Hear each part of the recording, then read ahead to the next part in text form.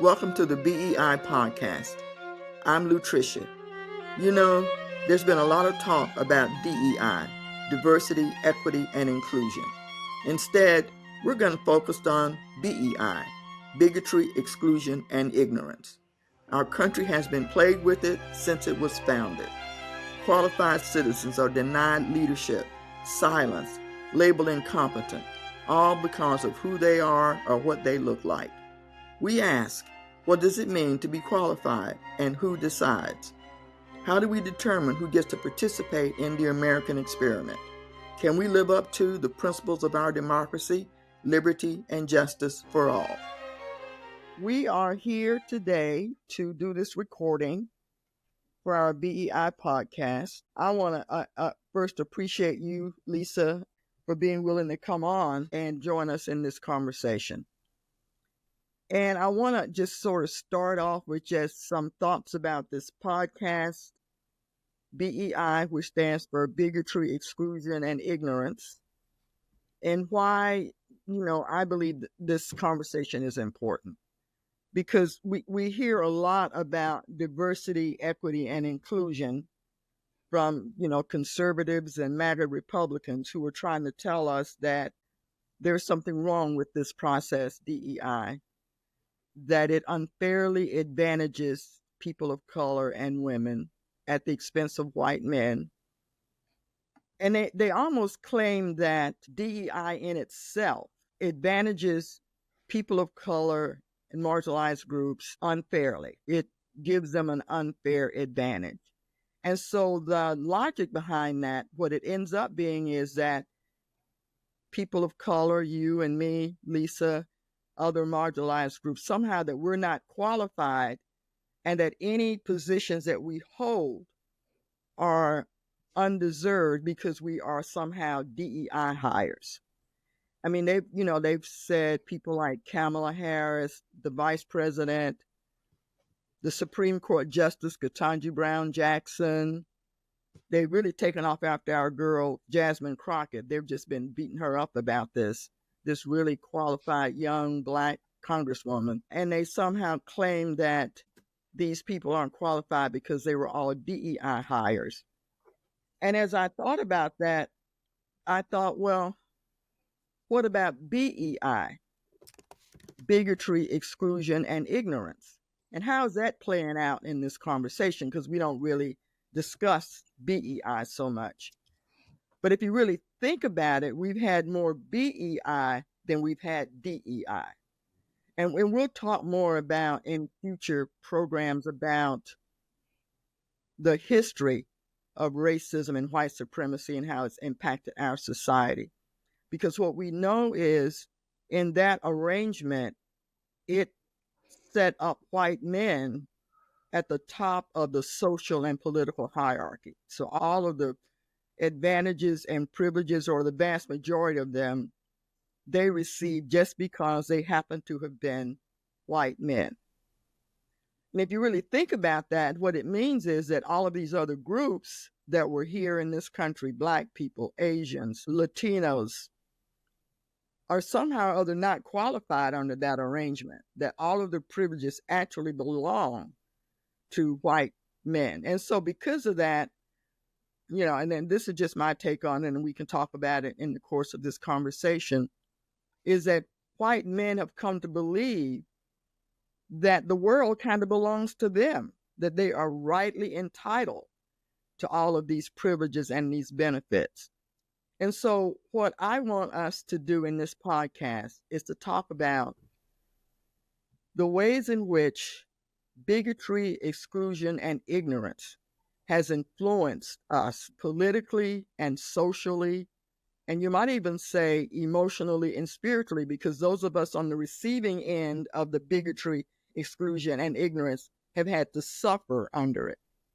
And so as we move forward in this conversation, I want us to think about from our own perspective what we understand about bigotry, exclusion, and ignorance. And also I'd be curious to hear from you, Lisa, how you have experienced diversity, equity, and inclusion.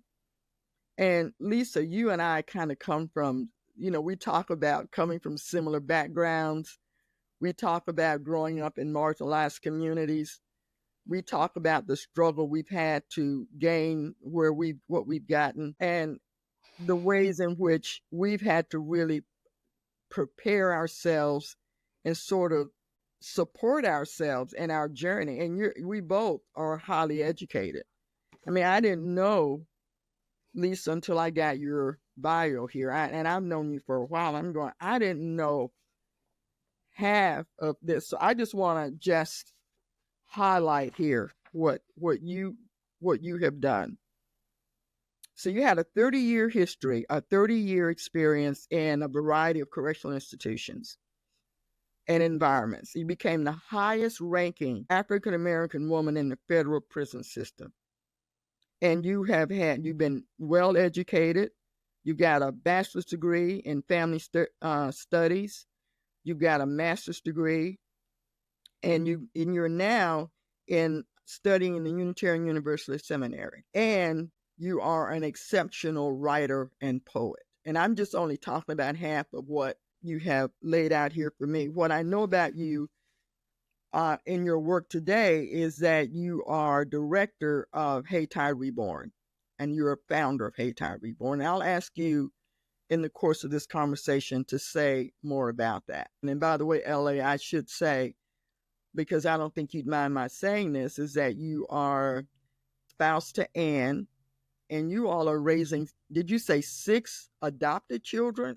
Is that right? I'm co-parent to 6 adult human beings, thank goodness. Oh, yes. So they no longer, none of them live with me at the time. That's quite the achievement. That is 6. That's good. That is really, really good. So I invited you on this conversation because I thought we could have a really useful dialogue about your take on this whole conversation about diversity, equity, and inclusion, and also your thoughts about my idea that almost since we've been a country, we have been plagued with bigotry, exclusion, and ignorance. And in fact, that has informed a lot of how we make decisions about who's qualified, what merit means, how do we feel about being qualified, and who decides who's qualified and who's not. And I just kind of want to put a comma right there and sort of ask you to respond to sort of what you heard me say at this point. You worked in the federal prison system as a warden, right? You did mention something earlier. You said I was the highest ranking female official in the prison or in the Bureau of Prisons. That's not exactly correct. In the Bureau of Prisons, I became the highest ranking Black female captain. Okay. Captain is very much it's a very macho position. It is it's something that the good old boys generally have locked down. You've got to have a certain mindset. It's the chief of security. Yeah. I was the first Black female and only the second female to hold that position in, I believe it was then, the 84-year history of the Department of Justice. And I was also the first female to also be chief of security over a complex. And a complex is where there are multiple prisons of different security levels in the same area. How many people of color, women were enjoyed your status and were your colleagues, so to speak? No, as a captain, there were none. I was the only one. Breaking ground is a bit taxing. We all know that. And so, I was the only one. I did rise to the ranks of warden. I was an interim warden at, Jessup, Georgia. I was in Jessup, Georgia, which is near Savannah. Mm-hmm. And I did that for probably about 8-9 months. And then I was just about to make warden at my own permanent prison here in Butner. And I was sitting at the desk one day and I just heard within myself, you're done, that you've accomplished what you're supposed to accomplish, that it's time to move to the next level. And that was during the first presidency of our current administration. Of the Trump administration? There were some things that were happening, and I had always told myself that if I felt like I ever had to lie to the union about whether or not I felt like that the institution was safe, that I would be done. And I saw things happening in a manner where I knew that I was going to have to lie to the union if I was going to toe the line. And it's against who I am. Some people would think that just my being at the prison, working at a prison is different, but it's different when you believe in justice. I do believe in justice. I believe in social justice. I believe in criminal justice because I believe that when it's done properly, it's just justice. Right. Yeah. And my thing was that, I had an opportunity after I decided to retire to go and work for the private prison and make significantly more money. And that is where I found another of my limits. Private prison's purpose is to make money based upon the number of people that you lock up. Mm-hmm. And since, historically, more of those are people of color, I don't, the money is not everything. Right. I'll say it that way. So money's not everything. It's interesting because that's where I stepped off too. I got out of the system when it became apparent to me under a new administration. First of all, they eliminated all of the mental health resources that these inmates deserved. Yep. And they were trying to get us to be actually glorified officers. And I wasn't going to support a staff that did that.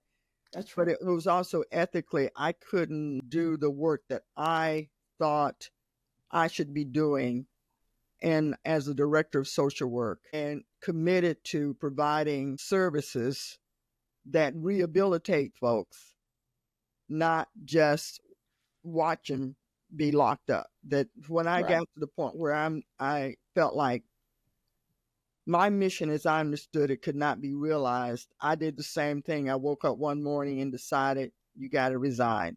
And then 30 days after that, I turned in my resignation. I was done. And so it's very interesting that we followed that same trajectory. Well, the money was nice, especially because I was raised very poor. We didn't have running water. We had heat only because we had a wood stove and, we used the outhouse. We ate from a small garden between the house and the outhouse. It was a little lean-to shack that had holes in the floors and the ceilings. So money was important, But I still have to be able to live with me, right? I still have to be able to be who I am, and I like to practice what I preach. Yeah. And I just did not feel like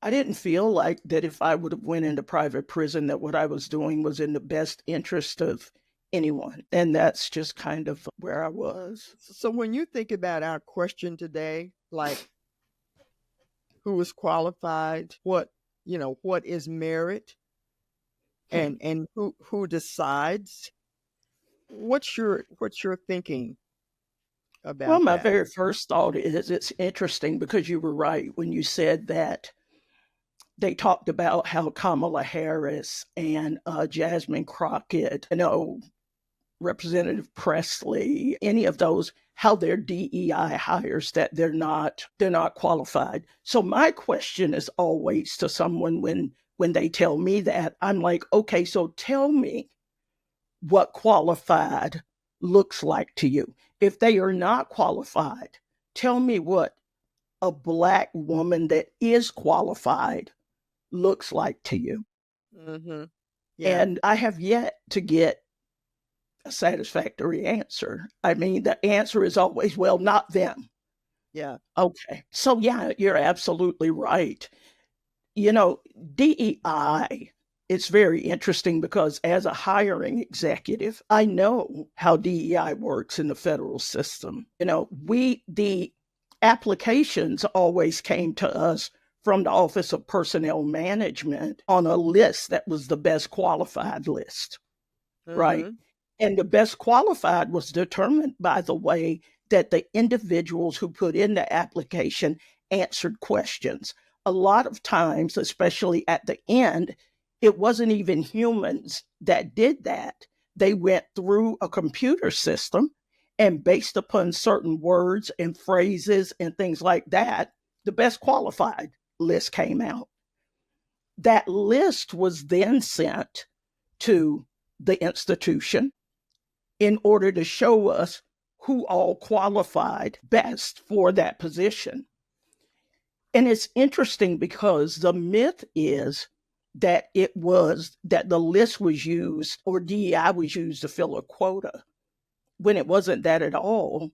It was more of an insurance policy, if you will. The way it was actually used was to make sure that when that best qualified list got to the prison, that it had not been culled through in order to just have white males on it. That's right. That was the only thing. The system that was a word. The neutral system, we'll say, was created in response to DEI, not to ensure that people of any particular race did get the jobs. It was just that they wouldn't be omitted if they happened to have the same qualifications as the other people that were on the list that were white males. That was it. When I was really looking up the purpose of DEI, it said the purpose was to expand the pool of applicants. That's right. They were That's not right. so, just because before that it was like almost 100% white males. Well, DEI is a system of meritocracy, Right. which people want to say get rid of it because I believe in meritocracy, which absolutely is not true. Because let's be honest, if they did believe in meritocracy, we would have a different president right now. That's right. Yeah. Right? Because the other candidate was the most qualified human being that has ever run for president. Right. And you know, when I was looking up the data for this researching this conversation, I just found some interesting things I hadn't even realized. For instance, they say that right now, lower income students who are vastly minority students are actually graduating at a higher rate in our colleges and universities than white students. That's right. And they say that that's going on because lower income students don't have anything to fall back on. They know that if they don't graduate and they don't get qualified, quote, qualified, that they're kind of out of the possibility of living and gaining a profession that sustains them. And that is correct. so they're literally doing better in colleges and universities. The other thing I found out is that Black women are the most educated group of people in the United States right now today. They earn more degrees than Latinas and Asian Pacific Islanders. They earn more master's degrees and doctor's degrees than white women. Right. So it kind of sort of blows up this whole notion about qualifications and who is deserving and who is not. I cut you off. Go ahead. No, it's okay. You're absolutely right. Overall, right now, Asians remain the highest educated. However, Black women, who are only 7.8% of the population, hold like 71% of the master's degrees. Right. So no race is higher, no demographic is higher, as you said, achieving advanced degrees or master's degrees than Black women. Right. And we do because we have something to prove. It's very easy to say, I mean, as much as this is about race, it's about caste. Yes. Right? Yes. and Black women are at the bottom of the cast. Yeah. Yet we are still people who we've shown that we're intelligent, but we also have a loving spirit that is in us enough that even when slave masters were murdering our family members, we were still nursing and doing no harm to their children. Right. Yeah. You know, if the Black community was nearly as violent as rich white men would have everyone else believe that we are, there would not be a rich white man standing. Probably not. I mean, it's that it's that simple. It is not something that we ascribe to be. I have never been in a room. I'm almost 60 years old. I have never been in a room where I listen to Black people talk about taking over the country. And Not one. that is sort of the difference in the way I believe marginalized groups, particularly people of color, think about power and see power, because That's right. we tend to not see power as taking over and controlling. We tend That's to think right. about power as power with. We think It's about equality. That's it. It's exponential. We're willing to share it because That's right. we somehow or other know that the more we share that, the more that is available for all of us. We don't lose because we are willing to be powerful with other people.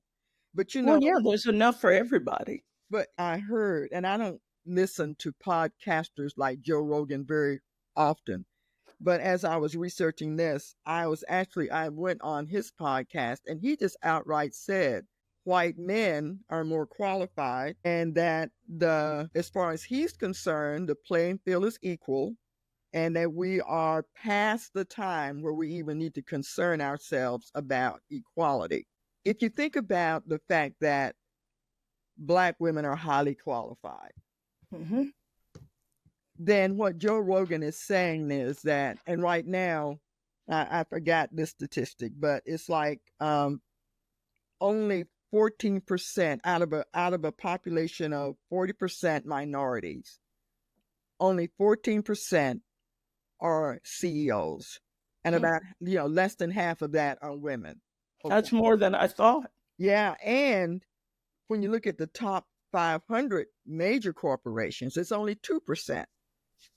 So if you follow Joe Rogan's logic, what he's basically saying is that the reason that we have these small numbers is because, quite frankly, just by our very nature, we are not qualified to hold these jobs. I mean, that's what it's either. It is. But you know what? Here's the kicker. He said, by our nature, we're not qualified, out of the same mouth that he just said that we're equal. Right. So this is the thing. And I think that one of the things that is, you know how they say if you don't teach history, you're destined to repeat it. Right. Well, what a lot of folks don't realize is poor white people, they're just as much of a victim to the whitewashing of history as we are, right? Because they don't understand that back in the 1700s, that wealthy white landowners in American colonies divided indentured servants who were white and slaves who were Black after the Bacon's Rebellion, right? Which means that, and that's when the ruling class became fearful that they started thinking, you know what?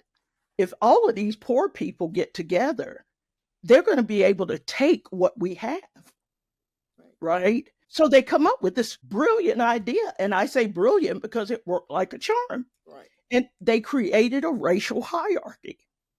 Okay. So what that did was, when you take these white Americans that were previously indentured servants and you put them in a position of authority over the Black people that they were equal with, then what they have then is something that they fear being taken from them. Right. Right. So what happens is you've got them where they feel they were made to feel like, I'm special. I may not have money. I may be uneducated, but I'm not Black, I'm not Muslim, I'm not Mexican, I'm not, these things in order to put them there. And the reason that the wealthy white men did it was because, think about it, they're not going to fight their own wars. They needed someone to fight their wars. They're not going to pick their own cotton. They're not going to harvest their own. Well, but here's the thing. They picked them because they looked the most like them. Right. And they picked the only thing that they had in common. And what they had in common was the color of their skin. Right. So they convinced them, you know what? You're better than they are, da, da, da. So instead of making them work for free, they said, I'm going to pay you $1 to watch them. So they made it where they were still poor, right? It didn't shrink the wealth gap at all. But what they did was they made them feel like that they were better than somebody because of the color of their skin. Well, race is a human construct. Well, what we know now, and I mean, there's some thinking about this, and this will be a further discussion when I say it. But they say that the slave patrols were actually the modern day policing. And I know you're in criminal justice, and how it began. But they say that a lot of modern day policing, which is in poor communities and marginalized communities, is based on control. It's not based on protecting and conserving. It's not based on protecting and serving. It's based on controlling. That energy of controlling people of color communities was actually started with slave patrols that just kind of got, sort of is the generational legacy of where we see modern policing. And of course, I know that there are people that are gonna vehemently disagree with that. But I was also in doing my research, though, Lisa, was thinking about, I thought, well, you know what? We now have coming into being this new administration. And so I just wanted to look at sort of like who they hired and how they made those decisions. And I mean, it was very interesting what I discovered just from observing it, which is, first of all, Donald Trump is guilty of nepotism. That's his first thing. It's not about merit. It's not about qualification. It's about loyalty and family and friends. So he made his son-in-law's father, who is a convicted felon, ambassador to France. He is the French ambassador. Laura Trump, who is his daughter-in-law, of course, we know he made her chair of the Republican National Committee. Mm-hmm. Jared and Ivanka are now his top advisors. So when he comes out and talks about DEI, I don't know whether to laugh or cry. Well, he knows. He knows that what he's saying is ridiculous, but he's playing to, I always say, he's never lying to us, ever. Because we know he's lying to the ones that want to hear it. That's who he's lying to. And it becomes an interesting question. And again, you're raising issues that we could, put on our list for future conversations. But and maybe this goes back to what you said, which is people really need to believe this. The people that he is pitching this to really want to believe this, because it kind of justifies their position and how they stand. Otherwise, they're a monster. Right. I certainly need to believe that, because if that is true, then it means that I am really as qualified as I need to be. So he, as I said, it was interesting. So he's appointed Robert Kennedy, who has no government experience and no experience in health management. He's appointed Pete Hegseth, who was a weekend host on Fox News. He's now head of the DOD.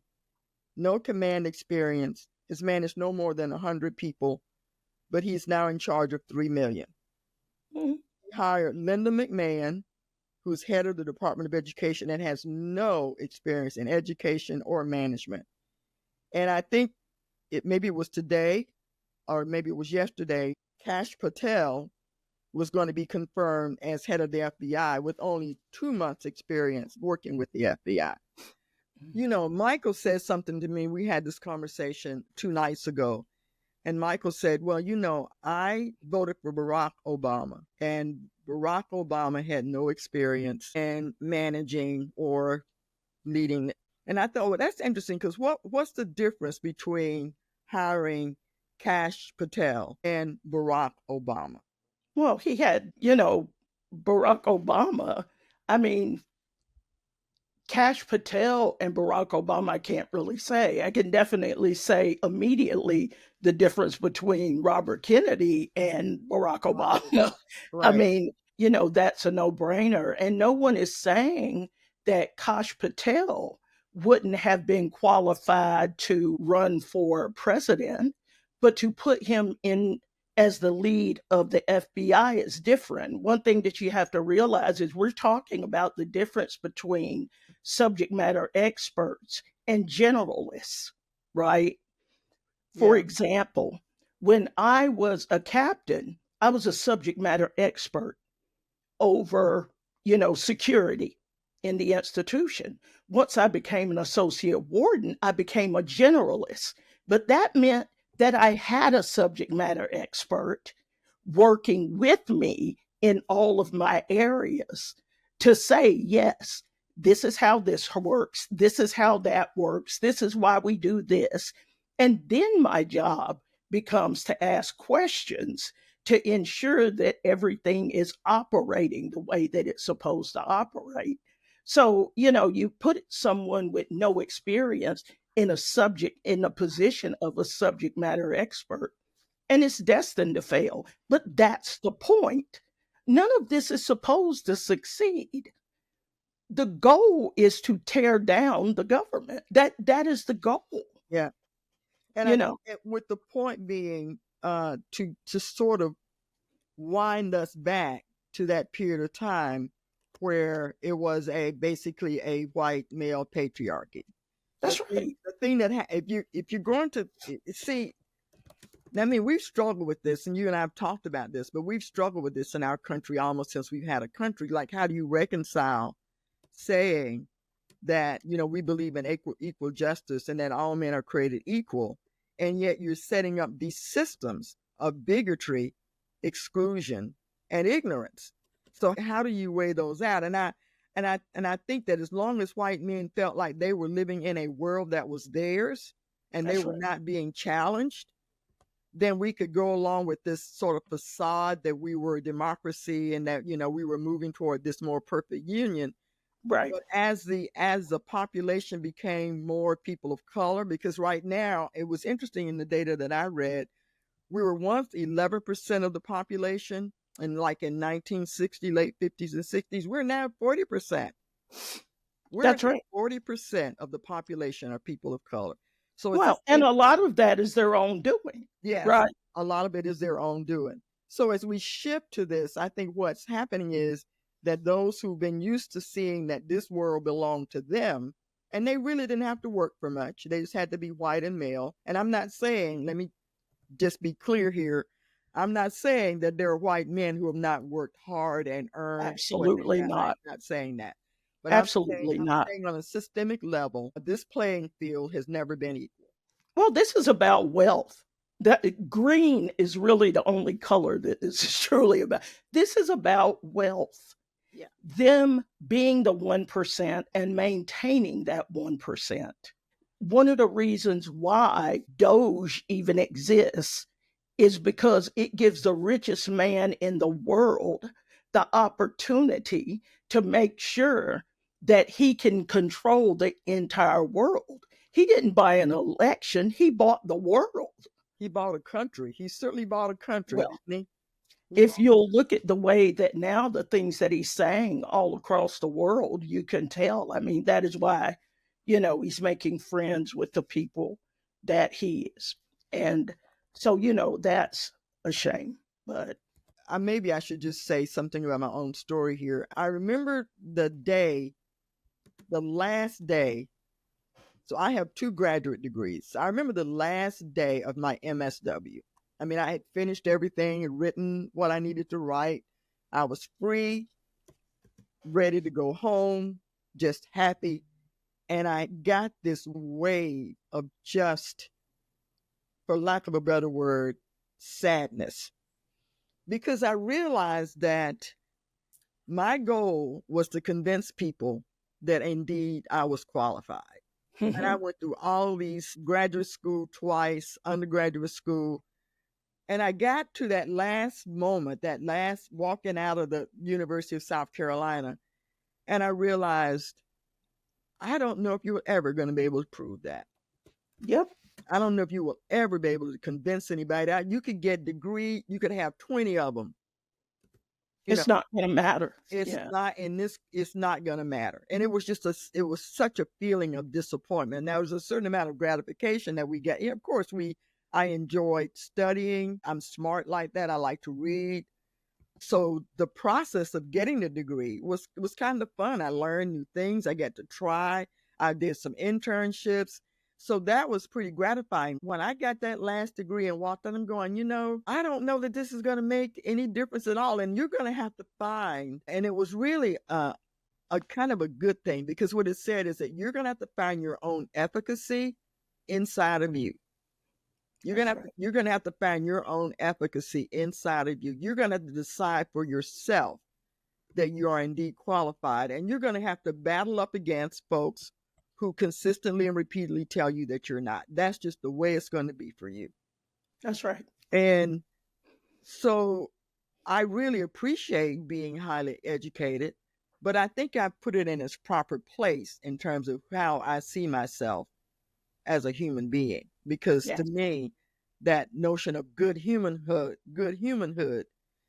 is probably most important. But I'm kind of curious about how emotionally, how did that set in for you? Because you've done a lot of work here toward your own development and developing your own expertise and your own qualifications. You're still in school. I think you're in divinity school, right? And I think you're doing right now something that's really close to your heart. But I'm just curious about your journey along this path of being qualified.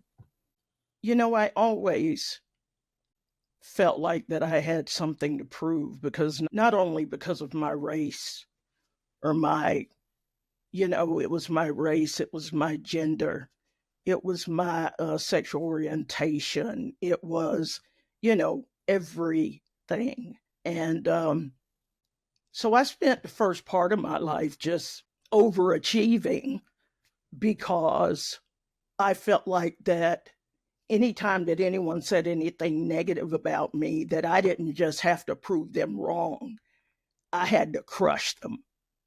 And so that's the way I lived my life when I was younger. Everything someone told me I couldn't do, I did it.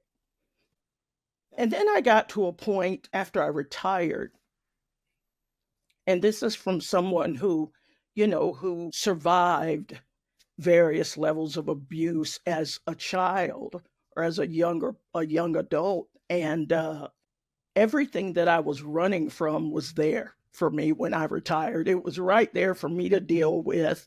And I realized that the way that I had always defined success was not how once wisdom set in, that was not how I was defining success. Mm-hmm. And then I also felt like that once I retired, that I had accomplished what I was supposed to accomplish. Now imagine my surprise when I realized that everything I was done was just setting me up for what I was meant to do then at 52 or 53 years old. Mm-hmm.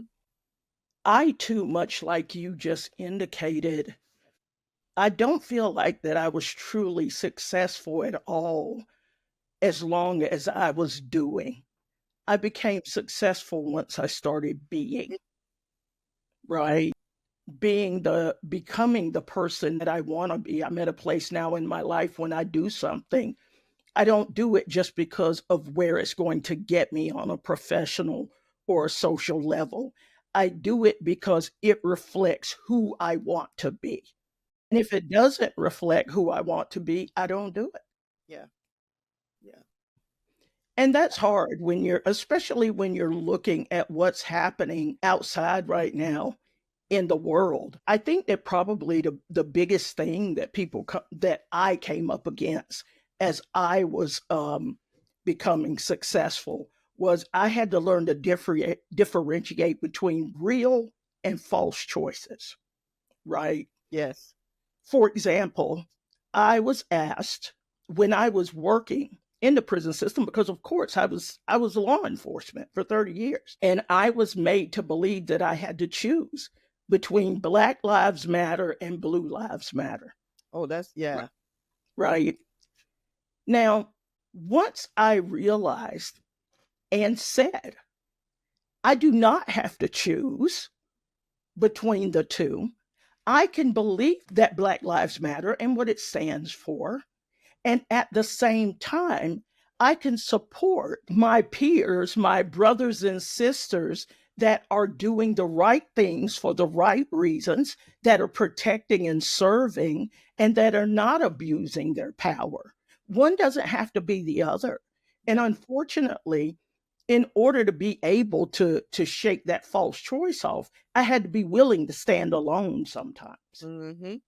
Yeah. Because I had people that looked like me and loved me that were saying, look, this is what the police represent. This is what law enforcement represent.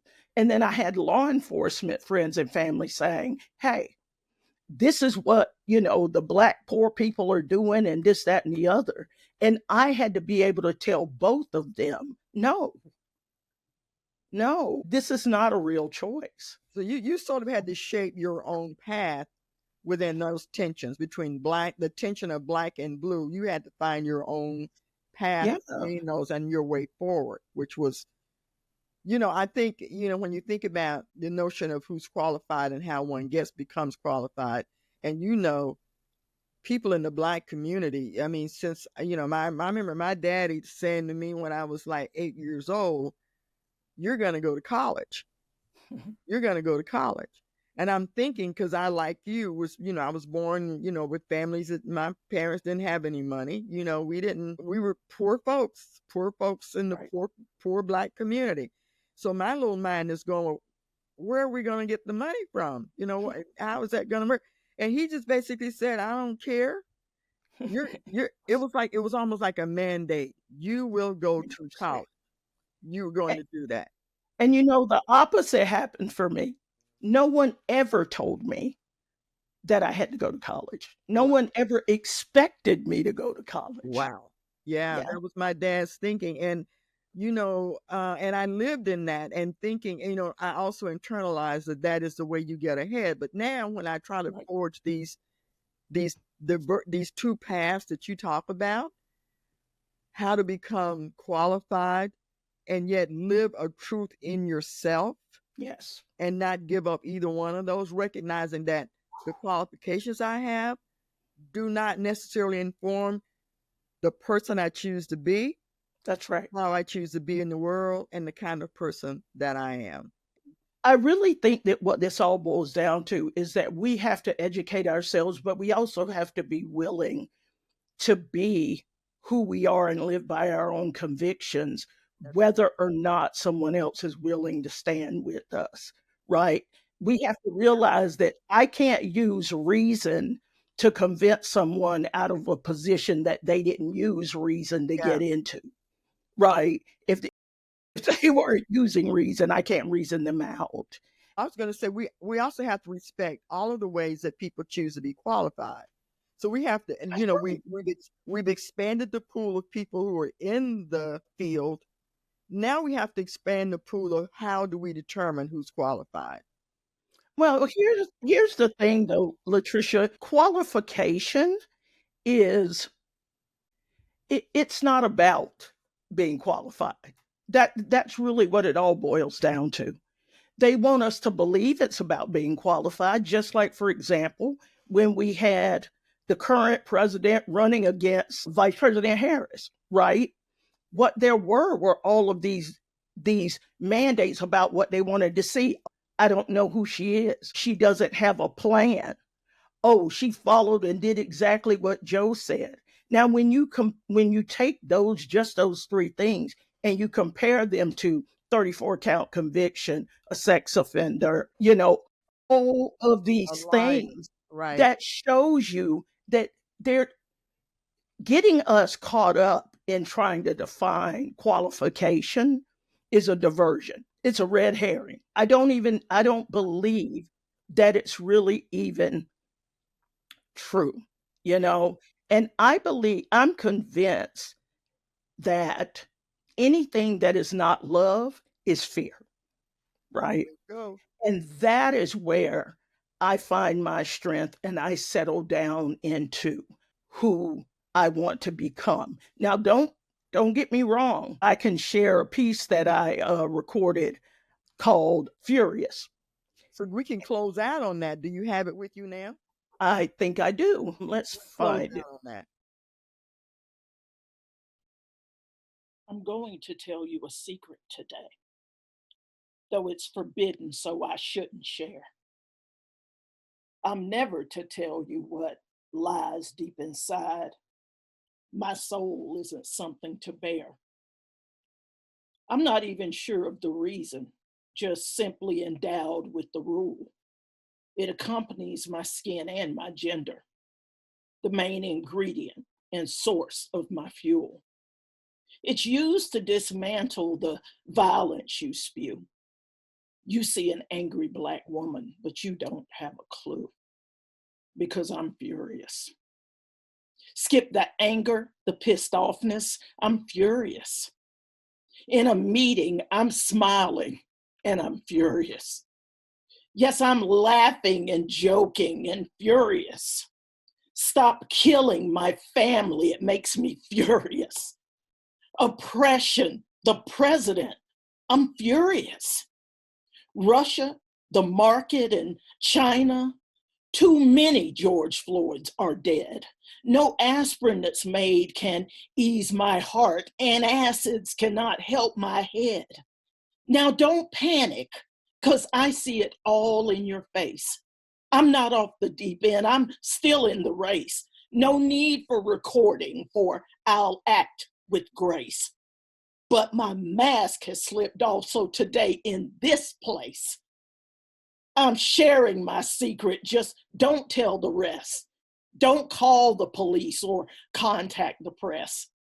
I'm still an American, just under duress, with one minor detail that I must confess.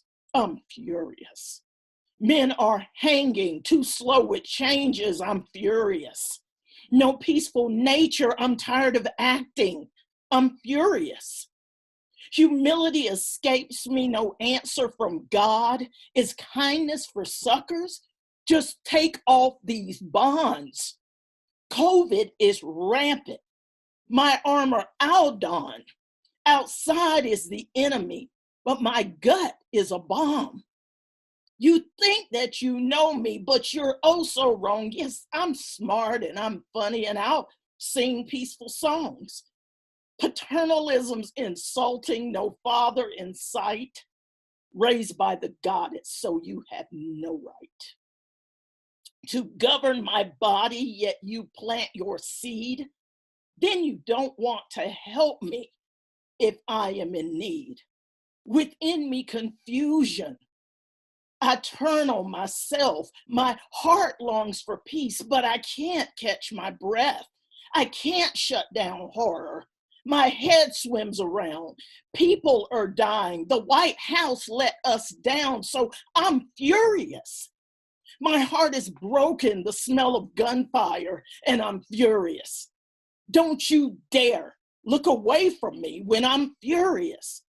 No, you don't get to hide because I'm furious. You're late for the show, but there's seats on the ride. I'm sick of the dancing. My feet are so tired. If you pay attention, just open your mind. You'll see the hypocrisy and maybe you'll find that you're furious.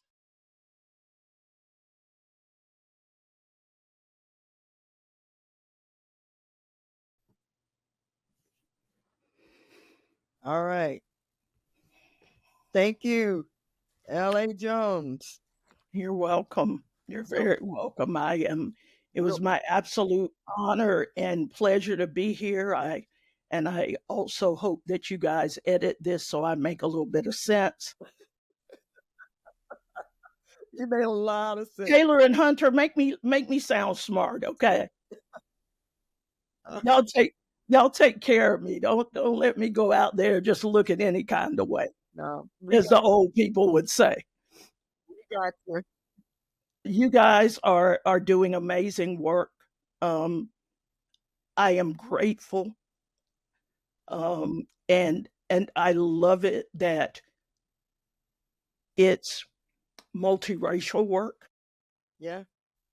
And because that's what it's generational. We've got well, that's what it's going to take. My organization, the Haiti Reborn Justice Movement, one of the things that makes us so different is that in Durham, there's social justice initiatives and there criminal justice initiatives.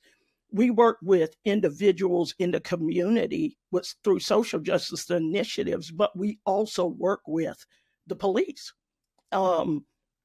And the sheriff's office. As in fact, my co-executive director and co-founder of HRJM is Steve Chalmers, who used to be the chief of police in Durham. So, it is, we worked, and I remember when I was working for the prison system, one of the things I always say, because I'm constantly looking for money, is that when I was working for the prison system, I never had to worry about money. There was hand over fist money to keep people locked up. But ever since I started trying to help people remain free, all I do is fight for money. For money. So it is just, it's refreshing to see people working on the side of good, on the side of justice. And I appreciate you guys so very much. I am absolutely honored to have been here with you today. Lutricia, Yes, I love sister. you. I love you with a whole and a complete heart. I know you do. Same And here. you remain the person I want to be when I grow up. Me too. Thank you. You are my hero, Lisa. No, Take it's care. mutual admiration.